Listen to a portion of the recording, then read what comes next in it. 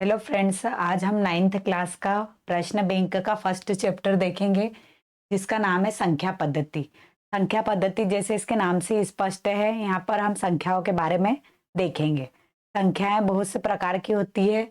जैसे संख्याओं के प्रकार होते हैं, सबसे पहले प्राकृत संख्या, पूर्ण संख्या, पूर्णांक, परिमेय, अपरिमेय, वास्तविक संख्या।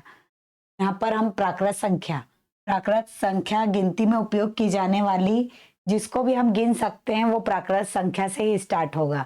जैसे पक्षी उड़ रहे हैं, मान लो, उसे हम जब गिनेंगे तो जैसे 5 पक्षी है तो हम स्टार्ट काय से करेंगे? 1 से। तो प्राकृत संख्या हमेशा काय से शुरू होती है? 1 से। 1 2 3 4 और डैश डैश डैश।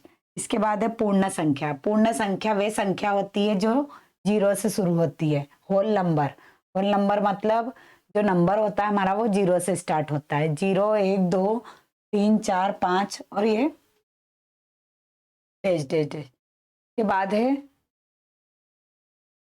और इसको पूर्ण संख्या को W से दर्शाते हैं ना। इसके बाद है पूर्णांक।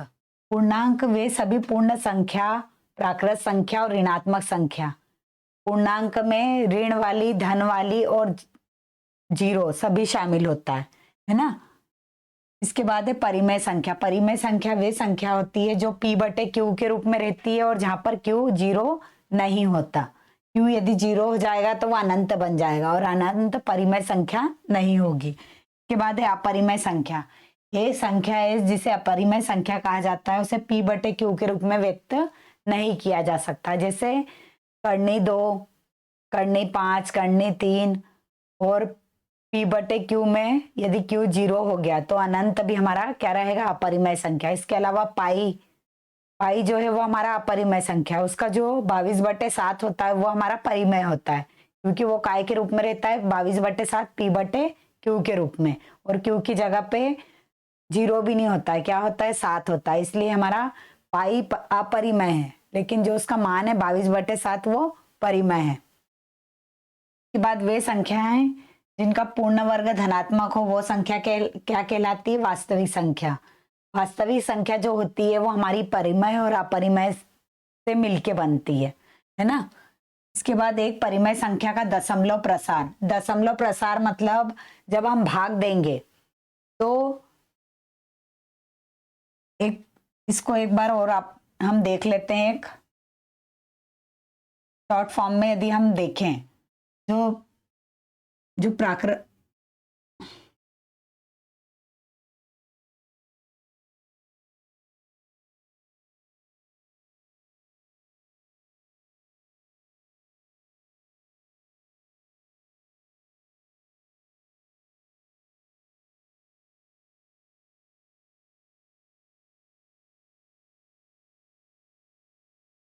यदि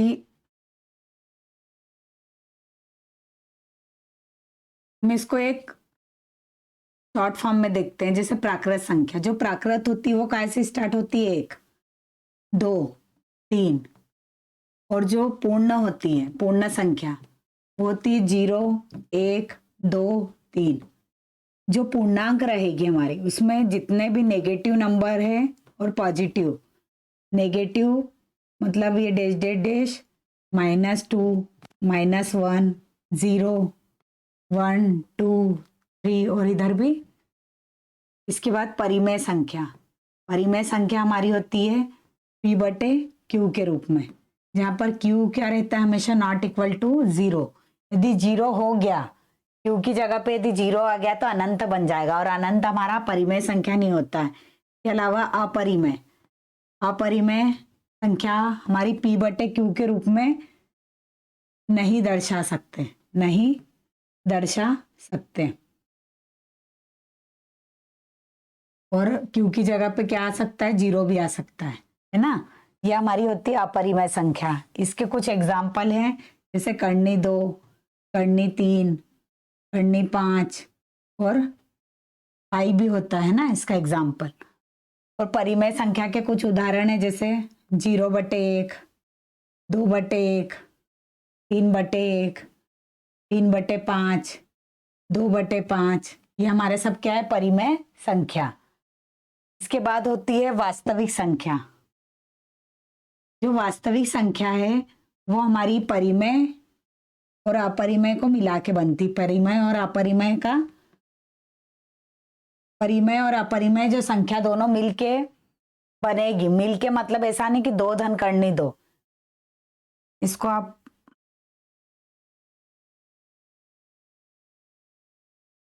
परिमेय या अपरिमेय संख्या जो सब होती है वो क्या होती है हमारी। परिमेय और अपरिमेय संख्याएं क्या रहती है, वास्तविक संख्या। परिमेय जितनी भी है वो भी सब वास्तविक में आएगी, अपरिमेय भी वास्तविक में आएगी। इसके अलावा वास्तविक संख्या की एक विशेषता यह होती है कि जो संख्या रेखा होती है उस पर वास्तविक संख्या की एक ही पोजीशन होती है। जैसे हमने यदि किसी जगह पे 1/2 को दर्शाया तो हम एक ही जगह पे 1/2 को दर्शा सकते हैं। उसके अलावा जो संख्या रेखा रहती है उस पर और किसी जगह पे 1/2 नहीं आएगा। यदि हमने किसी जगह पे 3 को दर्शाया है संख्या रेखा पे तो 3 के लिए एक ही जगह होगी, उसके अलावा और कहीं पर नहीं आएगा। जो उसकी फिक्स जगह है वहीं पर आएगा। तो वास्तविक रेखा वास्तविक संख्या परिमेय और अपरिमेय होती है। उसके अलावा वो संख्या रेखा पे उसका एक विशेष स्थान होता है। इसके अलावा एक चीज और है, क्या है, प्राकृत, पूर्ण, पूर्णांक, परिमेय, अपरिमेय और वास्तविक। ये सब हो गया हमारा। इसके बाद हम देखेंगे इनके जो परिमेय और अपरिमेय होता है।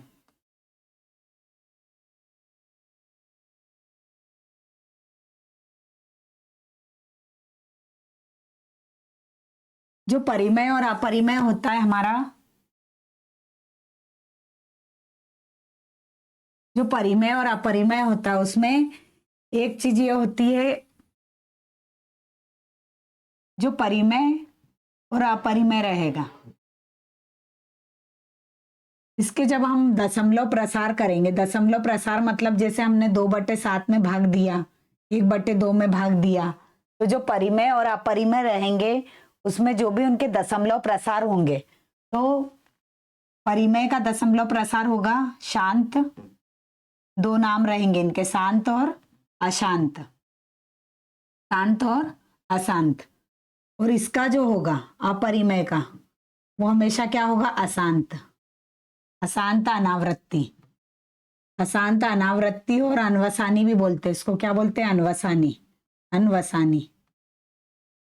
इसके अलावा ये होंगे शांत और अशांत। शांत तो हो गई और अशांत में क्या होगा, ये आवृत्ति, आवृत्ति। इसका मतलब ये होगा कि जो परिमेय संख्या का जब भी हम दशमलव प्रसार करेंगे तो या तो आवृत्ति भी हो सकता है और ये अनावृत्ति भी हो सकता है, अनावृत्ति का मीनिंग ये है कि यदि हमने जैसे 1/2 में भाग दिया, 1 का 2 में भाग दिया तो क्या आएगा, 0.5, मतलब ये एक फिक्स पोजीशन के बाद रुक गया, तो इसका दशमलव प्रसार क्या है, ये मतलब ये क्या हो गया हमारा, शांत दशमलव प्रसार, ये वाला। इसके बाद अशांत आवृत्ति और अनावृत्ति। आवृत्ति मतलब जैसे हमने भाग दिया किसी संख्या में किसी का, तो उसका जो आंसर आएगा वो ऐसा आएगा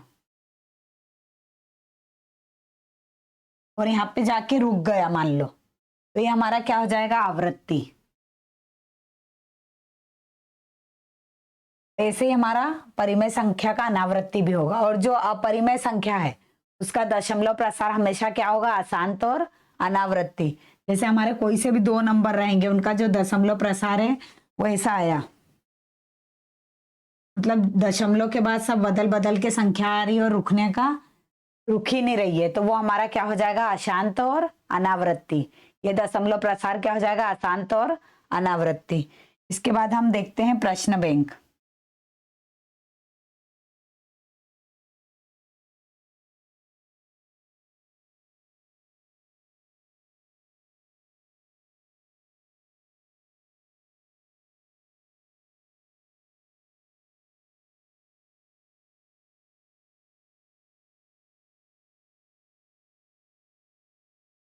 इसमें भी वही है, परिमेय संख्या, एक संख्या आर जिसे परिमेय संख्या कहते हैं, P/Q के रूप में होती है। उदाहरण है 5/7, 11/9। अपरिमेय संख्या हमारी करनी 3 और 5 के अलावा है एक परिमेय संख्या का दशमलव प्रसार शांत होता है और अनवसानी या अनावृत्ति होता है, अभी हमने देखा है ना। एक शांत होगा और अनवसानी और आवृत्ति होगा। और अपरिमेय संख्या का दशमलव प्रसार अनवसानी अनावृत्ति ये विकल्प में पूछते हैं। संख्या रेखा के प्रत्येक बिंदु के संगत एक वास्तविक संख्या होती है। अभी हमने देखा था कि संख्या रेखा पर वास्तविक रेखा की वास्तविक संख्या की एक ही पोजीशन होगी, है ना। वास्तविक संख्या की संख्या रेखा पर एक पोजीशन होगी। जैसे 3 जहां पर आता है वहीं पर आएगा, ऋण 3 जहां पर आएगा वहीं पर आएगा। ऋण 2 की जो पोजीशन है वो ऋण 2 वहीं पर लिखेंगे, है ना। यदि ए परिमेय संख्या है तथा बी अपरिमेय संख्या है। यदि ए परिमेय संख्या है, जैसे परिमेय संख्या 2 है और बी मान लो है कर्णी 3, तो 2 धन कर्णी 3 क्या होगा? अपरिमेय। 2 ऋण कर्णी 3 भी क्या होगा? अपरिमेय। यदि ए परिमेय संख्या है तथा बी अपरिमेय है तो इनका जो गुणा है और भाग है वो भी क्या होगा? अपरिमेय। मतलब यदि एक परिमेय है एक अपरिमेय है तो उसका जोड़ घटाव गुणा भाग सब क्या होगा? अपरिमेय होगा। इसके बाद 2 परिमेय संख्याओं के बीच अपरिमित रूप से अनेक परिमेय एवं अपरिमित रूप से अनेक अपरिमेय संख्या होती है।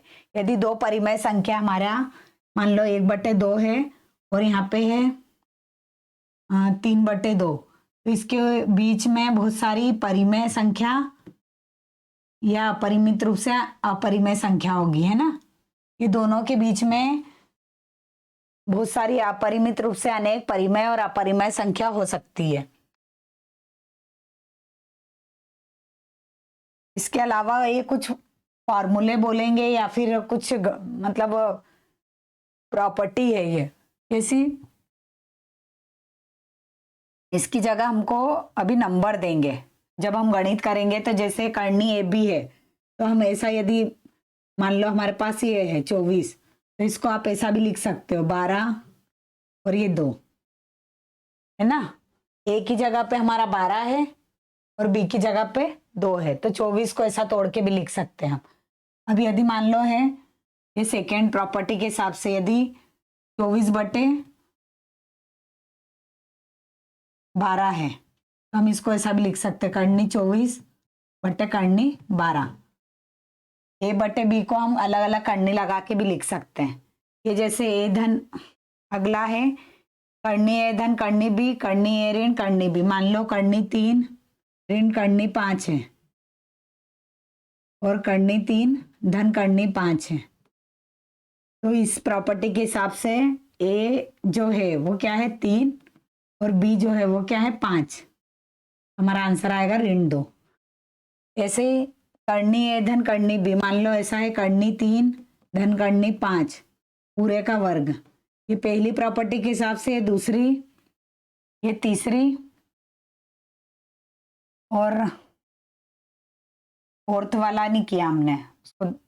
फोर्थ में भी यदि यहाँ मान लो ले लिया आपने कर्णी 3 धन कर्णी 5 और यहाँ पे ले लिया 3 ऋण कर्णी 5, ये हो जाएगा ए का वर्ग ऋण बी का वर्ग, है ना। इसके हिसाब से हो जाएगा कर्णी 3 धन 5 का वर्ग, तो ए की जगह पे है 3 धन 2 ए बी, ए मतलब 3 और 5 मतलब बी, तो हो जाएगा 15, 3 5 15, अंदर गुणा हो जाएगा धन बी। बी की जगह क्या लिखेंगे आप? कर्णी 5। ये प्रॉपर्टी है। वैसे यदि नहीं भी याद हो तो हम गणित सॉल्व कर सकते हैं ना। ए की पावर m और ए की पावर n एक प्रॉपर्टी होती है। यदि सेम आधार है और उनकी घातें अलग अलग है तो वो जुड़ती है। जैसे मान लो 2 की घात 5 है और 2 की घात 3 है, ये घातें जुड़ जाएगी। 2 5 धन 3 बराबर कितना आ जाएगा? 2 की घात 8। सेकेंड प्रॉपर्टी के हिसाब से 2 की घात 5 है और 2 की घात, फर्स्ट हो गया ये सेकेंड प्रॉपर्टी के हिसाब से 2 की घात 5 और 2 की घात 3 हो जाएगा 2 5 ऋण 3। जब भाग में है, आधार सेम है और उनकी घातें अलग है और भाग में है तो घातें क्या हो जाएगी? घट जाएगी, तो आ जाएगा 2 की घात 3। अगला है मान लो 2 की घात है 3 और बाहर है 5, तो दोनों का क्या हो जाता है आपस में इंटू, तो ये दोनों का क्या हो जाएगा? गुणा, तो 2 की घात क्या आ जाएगा? 15। अब है ए की घात m और आधार यदि अलग अलग है लेकिन घातें समान है, जैसे आधार है 2 की घात 3 और 3 की घात 5, हमारे आधार अलग अलग अलग है लेकिन घाते समान है, घाते मतलब इसकी भी घात 3 है, तो क्या हो जाएगा 2 तिया 6 और 6 की घात 3।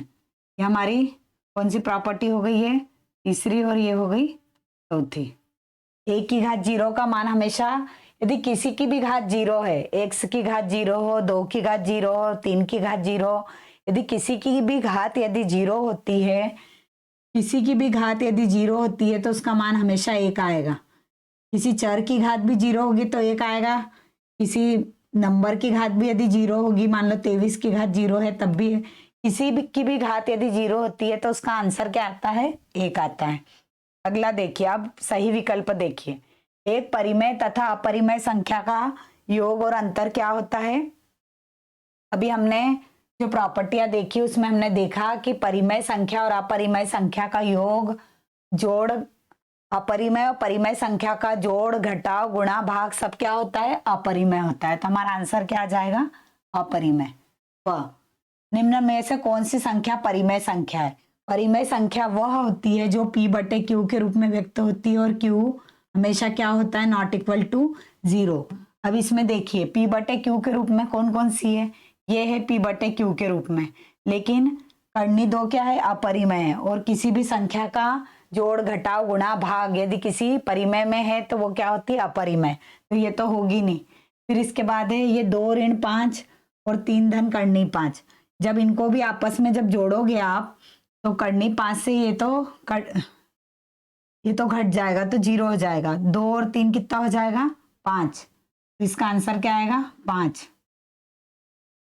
इसके अलावा ये करनी 7 और करनी 7 कट गए तो क्या बचेगा, 2/7, 2/7 है ना।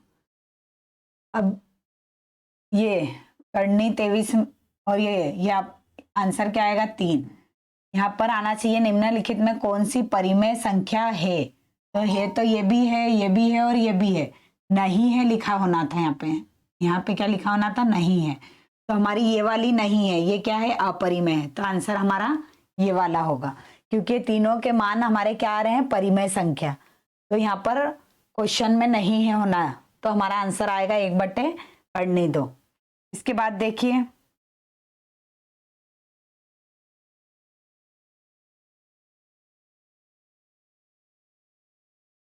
यदि एक वास्तविक संख्या और p बटे क्यू के परिमेय संख्या है तब निम्न में से कौन सा सत्य है।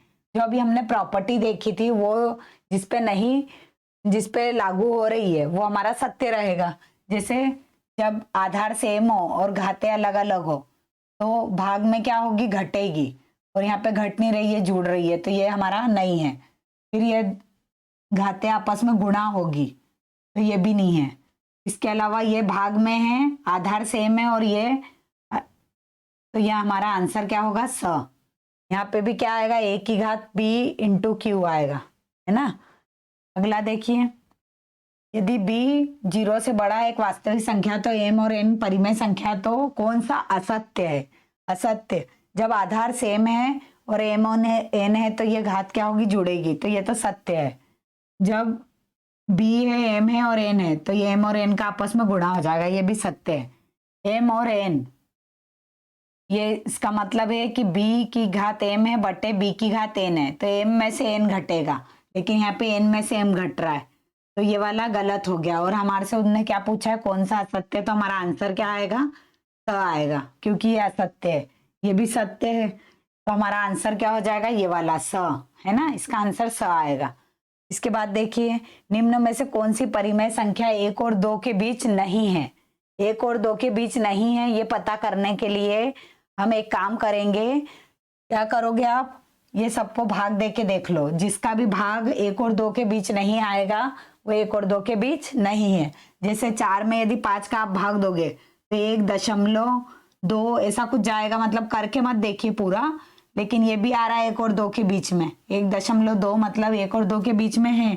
फिर 8 का जब इसमें भाग देंगे तो 8 एकम 8 बचा 3, फिर 8 तिया 24, तो ये भी 1 और 2 के बीच है। जब आप इसमें इसका भाग दोगे तो 8 दूनी 16, फिर 1 बचा है तो 8 एकम 8, मतलब ये 2 से बड़ा हो रहा है, तो हमारा आंसर क्या आ जाएगा, स, क्योंकि इसमें नहीं है पूछा है ना। फिर 2 परिमेय संख्या का गुणनफल किसी दो परिमेय संख्या का गुणनफल हमेशा क्या होगा, परिमेय संख्या। जैसे हमने 2 का गुणा 3 में किया तो 6 आएगा, तो 6 क्या होता है, परिमेय। मान लो 6 का गुणा 5 में किया तो क्या आएगा, 6 पंजे 30।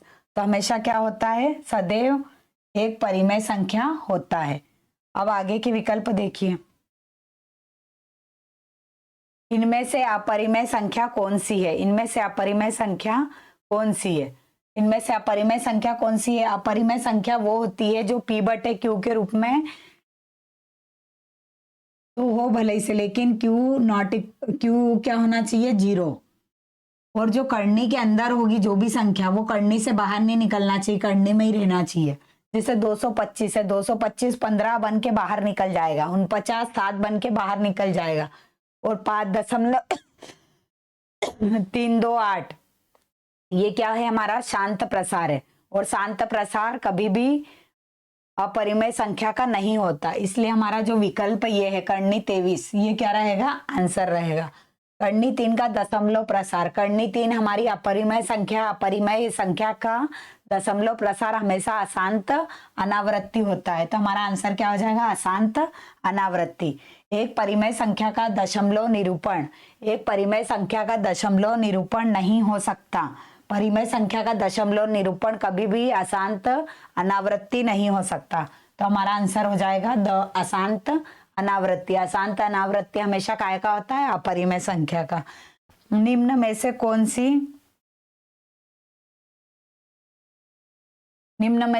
एक परिमेय संख्या है, निम्न में से कौन सी एक अपरिमेय संख्या है। अभी हमने देखा या तो p/q के रूप में रहेगा, और q की जगह पे यदि 0 आता है तो वो भी अपरिमेय है, पाई है तो वो भी अपरिमेय है। दशमलव के बाद यदि एक जैसा नहीं आता है, बदल बदल के नंबर आते हैं, जैसे 0.2 3 8 5 6 7 और रुकते नहीं है, तो वो भी हमारा अपरिमेय है। तो यहाँ पर और करनी के बाहर यदि नहीं निकलता है तो वो भी अपरिमेय है। तो 200 ये वाला देखिए, 16 भी बाहर निकल जाएगा 4, 25 भी बाहर निकल जाएगा 5, तो ये वाला तो नहीं है अपरिमेय। 225 भी बाहर निकल जाएगा 15 बन के, ये भी नहीं है।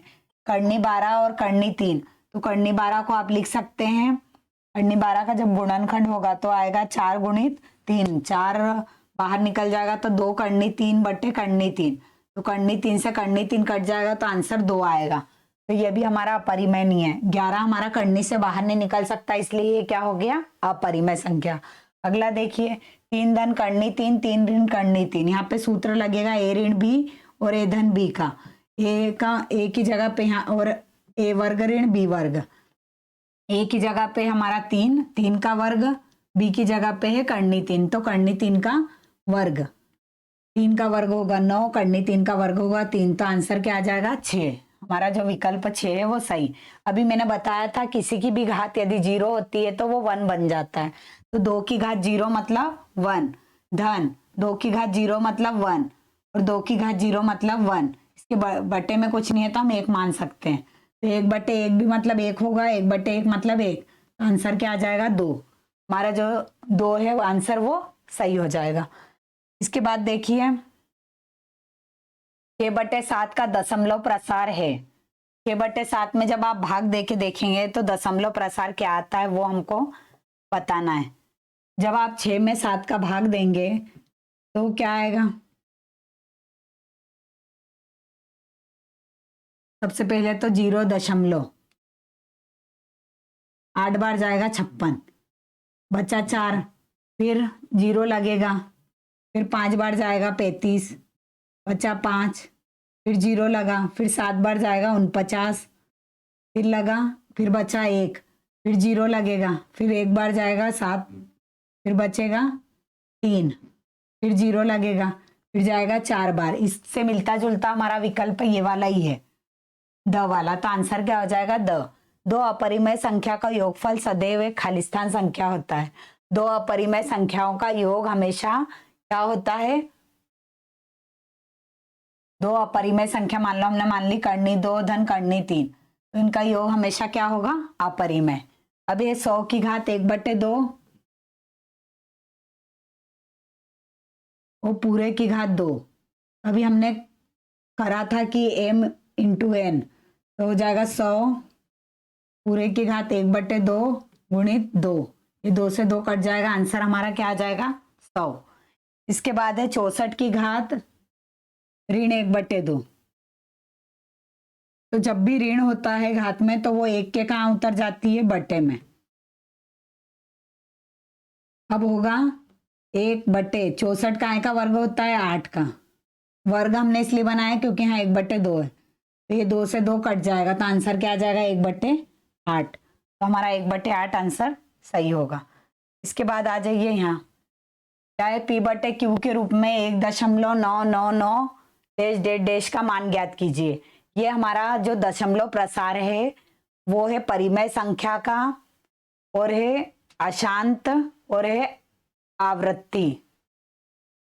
अशांत और क्या है, आवृत्ति।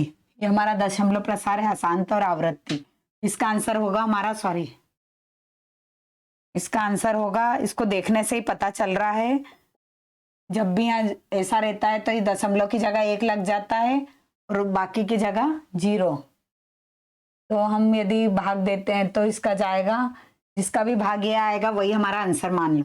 10 से कम 10 बचा 9, फिर होगा दशमलव 10 का, फिर 9 बार 99, फिर 1 बचेगा, फिर 99, तो हमारा आंसर क्या आ जाएगा का भाग यही आता है। देखो 19/10 में 10 का जब भाग देंगे आप 19 में, तो ये 10 बार गया तो यहाँ 1 लिखाएगा, फिर यहाँ 9, फिर यहाँ 0, यहाँ दशमलव, फिर यहाँ लिखेंगे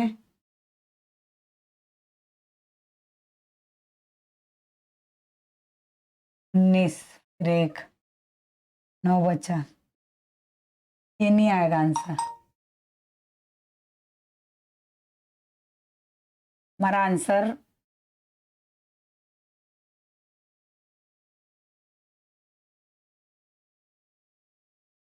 ये वाला रहेगा, इसका इसमें जब भाग देंगे तो यही आएगा, है ना। अब होता है 1/7 ऋण 2, ये परिमेयकरण। परिमेयकरण करने के लिए जब भी बटे में यदि 2 पद है और उनके बीच ऋण है तो धन करके ऊपर भी गुणा कर दो, नीचे भी गुणा कर दो। 1 पद है तो फिर तो सीधे कर देंगे। अब यहाँ पे हर का परिमेयकरण करने के लिए हम 1/7 ऋण 2 में गुणा करेंगे, 7 धन 2, 7 धन 2, ऊपर हो जाएगा 7 धन 2 और नीचे a का वर्ग ऋण b का वर्ग, तो 7 धन 2, a का वर्ग मतलब 7, b का वर्ग मतलब 4। हमारा आंसर आएगा 7 धन 2/3, आंसर हो जाएगा हमारा अविकल्प सही, है ना। अगला देखिए, निम्न में से कौन सी अपरिमेय संख्या है। अपरिमेय संख्या जिसका भाग देना रुक जाए वो हमारी परिमेय होती है, और दशमलव के बाद यदि अलग अलग डिजिट आते जाते हैं, मतलब एक ही क्रम में रिपीट नहीं हो रहे हैं, जैसे अभी जो 1.999 था वो हमारा परिमेय संख्या था। यहाँ पे कौन से इसमें रिपीट नहीं हो रहे हैं, ये वाले, ये बंद हो गया, ये भी बंद हो गया, ये भी बंद हो गया। अब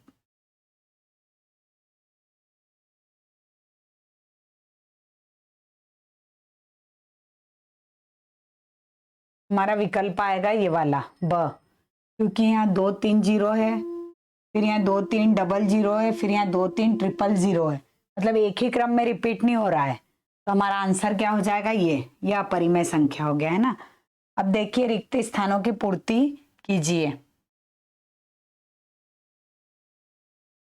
सभी परिमेय एवं अपरिमेय संख्याओं को एक साथ लेने पर खालिस्तान संख्या का संग्रह, परिमेय और अपरिमेय को यदि एक साथ ले लेते हैं तो हमको कौन सी संख्या प्राप्त होती है, वास्तविक संख्या। वास्तविक संख्या अभी मैंने बताया था, वास्तविक संख्या परिमेय और अपरिमेय जब एक साथ ले लेते हैं उससे बनती है ना। इसके बाद है संख्या r को परिमेय संख्या कहा जाता है यदि P/Q के रूप में लिखा जा सकता है, जहां P व Q, जब परिमेय संख्या हम P/Q के रूप में लिखते हैं तो P और Q की जगह पे हमेशा क्या आ सकते हैं? पूर्ण संख्या तो आ ही सकती है, प्राकृत भी आ सकती है और पूर्णांक भी आ सकते हैं। और पूर्णांक का संख्या हमारी ऐसी संख्या है जिसमें पूर्ण भी आ जाएगी और प्राकृत भी आ जाएगी, तो आंसर क्या होगा? पूर्णांक।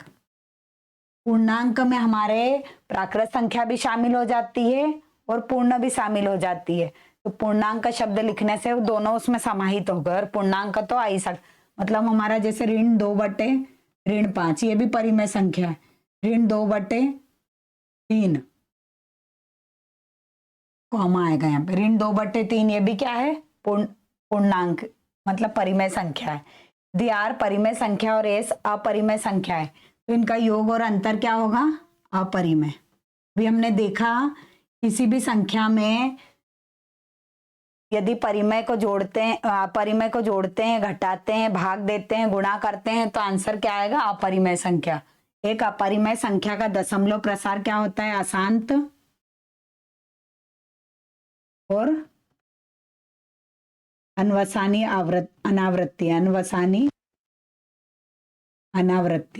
अनावृत्ति भी हमने देखा था 0.230, 2300, 2300 और डैश है ना, एक जैसा रिपीट नहीं होता है, तो वो हमारा क्या हो जाता है? अनावृत्ति, मतलब ये आवृत्ति बदल 2 पाई एक क्या है? अभी हमने देखा था कि पाई भी हमेशा क्या होती है? अपरिमेय संख्या, तो 2 पाई भी क्या हो जाएगी? अपरिमेय। 3 पाई, 4 पाई, n पाई सभी क्या हो जाएगी? अपरिमेय संख्या। 2 और 3 के बीच एक अपरिमेय संख्या, 2 अंकों के बीच अपरिमेय संख्या निकालने का सबसे अच्छा तरीका है कि जो 2 है और 3 है इसके बीच में ऐसा लिख लो, 2, 3, 5, 8, 6, 5, 4, 3 और डैश, मतलब इसमें क्रम रिपीट नहीं हो रहा है और 2 और 3 के बीच है, तो यहाँ पे जो खाली स्थान है उसमें ये आ जाएगा। 0.4928 परिमेय संख्या है क्योंकि इसका दशमलव प्रसार क्या है? अशांत आवृत्ति है। का दशमलव प्रसार क्या है? अशांत आवृत्ति। रुक गया ना? 3 कर्णी 2 में कर्णी 2 अकेला रहता तो घात क्या होती? 2। यहाँ पे 3 कर्णी 2 है तो कर्णी की घात कितनी है? 3। जो संख्या p/q के रूप में प्रदर्शित होती है, q नॉट इक्वल टू 0 के रूप में प्रदर्शित किया जाता है, pq पूर्णांक है, तो वो क्या कहलाती है? परिमेय संख्या। क्या कहलाती? परिमेय संख्या। अभी हमने देखा था ये परिभाषा कि जो p/q के रूप में रहती है और q की जगह पे नॉट इक्वल टू 0 होता है, वो क्या होती है? परिमेय संख्या। कर्णी 2 एक क्या है? अपरिमेय संख्या। क्या है? अपरिमेय संख्या। कर्णी 2, कर्णी 3, कर्णी 5 जो कर्णी से बाहर नहीं आ सकते वो क्या होती है? अपरिमेय संख्या। इसके बाद है 2.01, 001, 000 और डैश एक अपरिमेय संख्या क्योंकि इसका दशमलव प्रसार क्या है? अशांत अनावृत्ति। अशांत और अनावृत्ति एक जैसा क्रम दिखाई दे रहा है लेकिन नहीं है, क्योंकि यहाँ 0 1 है, फिर 001 है, फिर 000 है। 001 रहता, फिर 01 रहता, 01 01 01 ऐसा यदि होता तो वो परिमेय संख्या रहता है ना। 2 परिमेय संख्याओं के बीच खाली स्थान परिमेय संख्या होती है। 2 परिमेय संख्या के बीच कितनी होती है? अपरिमित रूप से अनेक। अपरिमित रूप से अनेक, अपरिमित रूप से अनेक, अपरिमित रूप से अनेक परिमेय संख्या होती है ना। अगला देखिए, 2 परिमेय संख्या के बीच अपरिमित रूप, 2 परिमेय संख्या 0.10, 1 00, 1 000 और 0.121 के बीच अपरिमेय संख्या। मैंने कहा था अभी कि जो ये है इससे थोड़ा सा 1 डिजिट बढ़ा लीजिए दशमलव के बाद और उसको आगे पीछे कैसे भी नंबर लेके लिख दीजिए, वो हमारी क्या हो जाएगी? अपरिमेय संख्या। जैसे हमने ये लिया, ये हो जाएगी 0.10, फिर यहाँ पे ऐसा कर लीजिए 1 1 और वापस से भी पूरा वही का वही लिख दो, तो ये हमारी क्या हो गई? इसके बीच की, ये दोनों के बीच की क्या हो गई? बस हमने यहाँ 1 2 डिजिट चेंज कर लिए, 1 1 लगा लो, तो इसके बीच की क्या हो जाएगी? मतलब 1 2, यहाँ 1 3 नहीं होने को होना, दशमलव के बाद 1 2 के से कम ही होना। तो हम तो एक काम करते हैं, इसको ही लिख लो और यहाँ पे एक ये यही रहने दो और यहाँ पे कोई से डिजिट में चेंज कर दो, क्योंकि 0.10 और 0.12, तो 0.10 रहने दो और यहाँ पे बढ़ा लो इधर डिजिट, तो इसके बीच की क्या आ जाएगी? अपरिमेय संख्या। संख्या जो p बटे q के रूप में प्रदर्शित नहीं की जा सकती, जहां p और q पूर्णांक है, क्या कहलाती है? अपरिमित रूप से, सॉरी अपरिमेय, अपरिमेय, अपरिमेय संख्या कहलाती है, अपरिमेय संख्या। अगला देखिए, एक शब्द या वाक्य में उत्तर लिखिए। एक परिमेय संख्या का दशमलव प्रसार, एक परिमेय संख्या का दशमलव प्रसार क्या होता है? शांत, दशमलव प्रसार होता है शांत। 0 और 1 के बीच एक परिमेय संख्या लिखिए। 0 और 1 के बीच यदि परिमेय संख्या लिखना है तो 0 में 1 जोड़ दीजिए और 2 से भाग दीजिए, तो क्या आ जाएगा? 1/2। 0 और 1 उसके बीच 1/2, 1/2 मतलब आधा, तो 0 और 1 के बीच परिमेय संख्या क्या हो जाएगी? 1/2। या 3.142678 एक परिमेय संख्या है? हाँ हाँ है, क्योंकि इसका जो दशमलव प्रसार है वो क्या है? शांत है ना, क्योंकि रुक गया आप डैश डैश डैश, एक लिमिट के बाद रुक गया उसका 10। जैसे 10 में हम यदि 4 का भाग दें, 10 में यदि आप 4 का भाग दोगे तो एक सीमा के बाद, दशमलव के बाद रुक जाएगा। कैसे? 4 दूनी 8 बचा 2, 4 पंजे 20, तो ये 5 के बाद रुक गया, तो वो क्या हो जाएगी? परिमेय संख्या है ना।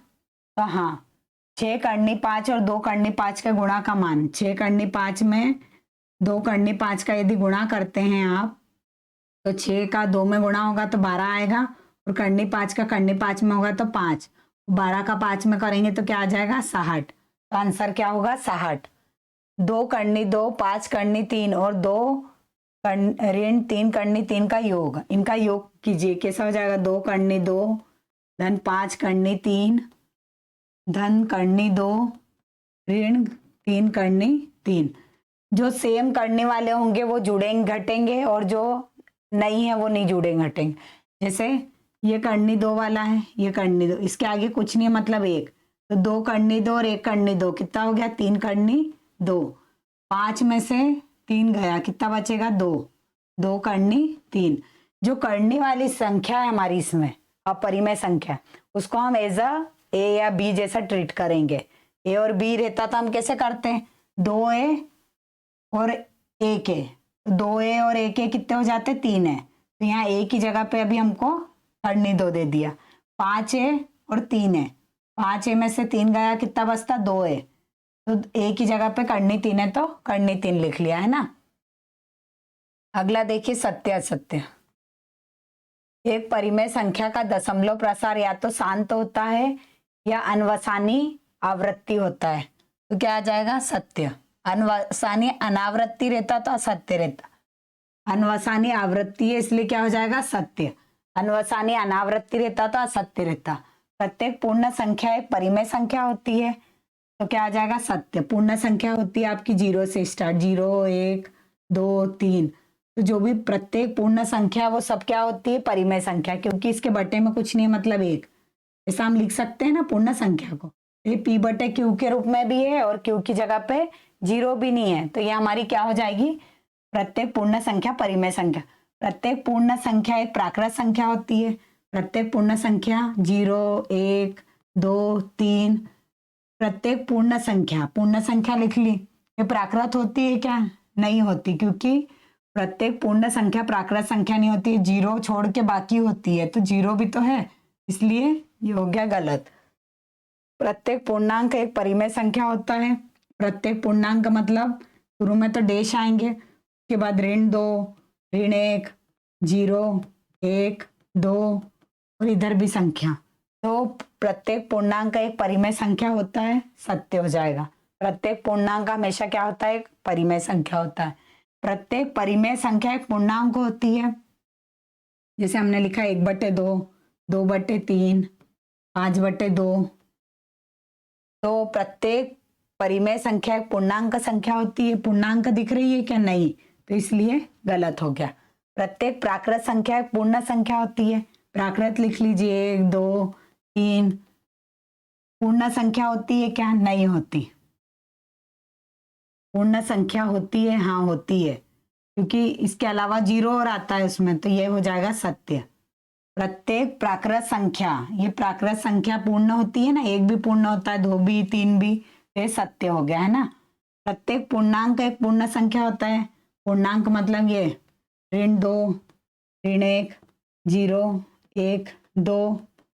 तो प्रत्येक पूर्णांक एक पूर्ण संख्या होता है? नहीं होता, ये हमारे पूर्ण संख्या थोड़ी ना होते। तो प्रत्येक पूर्णांक एक पूर्ण संख्या नहीं होता, तो ये हो गया गलत। अगला देखिए, प्रत्येक परिमेय संख्या एक पूर्ण संख्या होती है। प्रत्येक परिमेय संख्या एक पूर्ण संख्या होती है। अभी हमने देखा था, प्रत्येक परिमेय संख्या मान लो 1/2 है, 3/5 है, तो ये पूर्ण संख्या होती है क्या? नहीं होती, इसलिए क्या हो गया? गलत।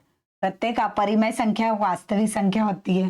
कर्णी 2, कर्णी 3, कर्णी 5, ये वास्तविक संख्या होती है ना, तो ये क्या हो जाएगा? सही। प्रत्येक वास्तविक संख्या एक अपरिमेय संख्या होती है। प्रत्येक वास्तविक संख्या जैसे 2, 3, कर्णी 2, कर्णी 5, ये तो अपरिमेय है, लेकिन ये नहीं है, तो ये क्या हो जाएगा? गलत। प्रत्येक वास्तविक संख्या कभी कभी परिमेय भी हो सकती है ना। प्रत्येक परिमेय और अपरिमेय संख्या को एक साथ लेने पर वास्तविक संख्या का संग्रह प्राप्त होता है, सही। अपरिमेय और परिमेय को यदि साथ में लेते हैं तो हमको क्या प्राप्त होती है? वास्तविक संख्या, है ना। एक परिमेय संख्या और एक अपरिमेय संख्या का जोड़ और घटाव अपरिमेय होता है, सही। एक अपरिमेय संख्या के साथ एक शून्योत्तर परिमेय संख्या को गुणनफल या भागफल अपरिमेय होता है। हम जैसे कोई सी संख्या ले लेते हैं अपरिमेय, कर्णी 3, और इसके साथ एक शून्योत्तर मतलब शून्य के अलावा कोई सी परिमेय संख्या, मान लो 2 ली, तो इसका गुणा आएगा 2 कर्णी 3, तो अपरिमेय आता है, तो हमारा आंसर क्या हो जाएगा? सही। इन्हीं दो वास्तविक संख्याओं के बीच में असंख्य वास्तविक संख्याएं होती है। हाँ होती है, क्या हो जाएगा? सत्य। एक की घात 0 का मान 0 होता है। किसी की भी घात यदि 0 है तो उसका मान हमेशा क्या होता है? 1, तो ये क्या हो गया? गलत। एक की घात m और एक की घात n और बीच में भाग है, हमने एक की घात m बटे एक की घात n, आंसर आएगा एक की घात m ऋण n।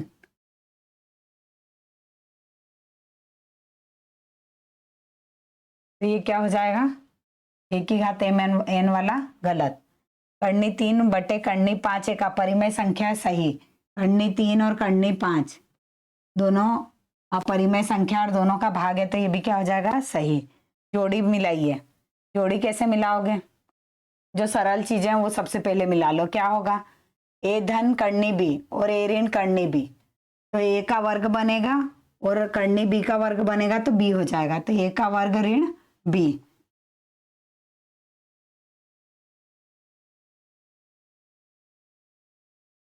सेकेंड वाले का आंसर आएगा ये। फिर इसके बाद कर्णी 50 और कर्णी 2, कर्णी 50 को आप लिख सकते हो कर्णी के अंदर 2 गुणित 25 बटे कर्णी 2, तो आप लिख सकते हो कर्णी 2 और कर्णी 25 बटे कर्णी 2। कर्णी 2 से कर्णी 2 कटेगा, कर्णी 25 जब बाहर आएगा तो आंसर क्या आ जाएगा? 5। तीसरे का ये हो गया। एक की घात m भागित एक की घात n। अभी हमने सूत्र देखा कि यदि आधार सेम है और भाग में है तो घातें क्या हो जाती है? घट जाती है, तो चौथे का आंसर ये हो गया। एक की घात m और पूरे की घात n, तो ये दोनों का आपस में क्या हो जाएगा? गुणा। फिफ्थ का आंसर ये हो गया। अब बचा ये, तो इसको भी हम कैंसिल करके कर सकते। कैसे? 3 कटेगा 6 से कितनी बार? 2 बार। कर्णी 2 से कर्णी 2, 2 से ये 4 कितनी बार कट जाएगा? 2 बार। हमारा पहले का आंसर ये हो जाएगा। अगली जोड़ी देखिए, 125 की घात ऋण 1/3। 125 जिसकी भी घात ऋणात्मक होती है वो कहाँ चला जाता है? 1 के बटे में। इसको कैसा लिख सकते हो आप? 1/125